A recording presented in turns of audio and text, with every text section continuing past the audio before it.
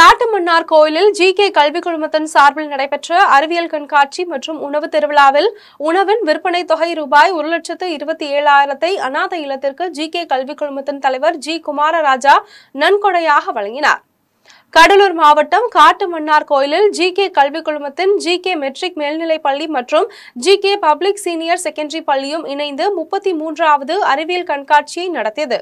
நிகழ்ச்சிக்கு ஜி.கே. கல்விக் குழுமத்தின் தலைவரும் தாளாளருமான ஜி. குமாரராஜா தலைமை தாங்கினார். அறிவியல் நிகழ்ச்சியை தென்மண்டல வானிலை மைய முன்னாள் இயக்குநர் முனைவர் ரமணன் துவக்கி வைத்து சிறப்பித்தார். கண்காட்சியில் 3000க்கும் மேற்பட்ட அறிவியல் படைப்புகள் காட்சிப்படுத்தப்பட்டிருந்தது. கண்காட்சியை நகர்ப்புறம் மற்றும் கிராமப்புற பகுதிகளை சேர்ந்த பள்ளி மாணவர்கள் உட்பட மக்கள் பங்கேற்று அறிவியல் படைப்புகளை கண்டுகளித்தனர்.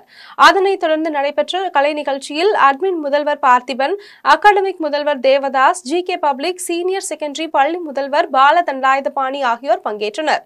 அதனைத் தொடர்ந்து நடைபெற்ற உணவு திருவிழாவில் உணவுப் பொருட்கள் விற்பனை செய்யப்பட்ட ரூபாய் 1,27,000 அநாதை இல்லத்திற்கு ஜி.கே. கல்விக் குழுமத்தின் தலைவர் ஜி. குமாரராஜா நன்கொடையாக வழங்கினார்.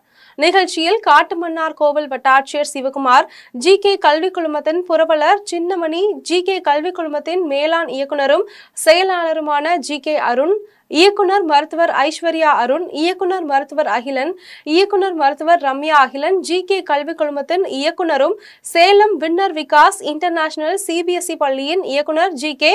அனிதா மோகன்குமார் உட்பட பலர் கலந்து கொண்டனர்.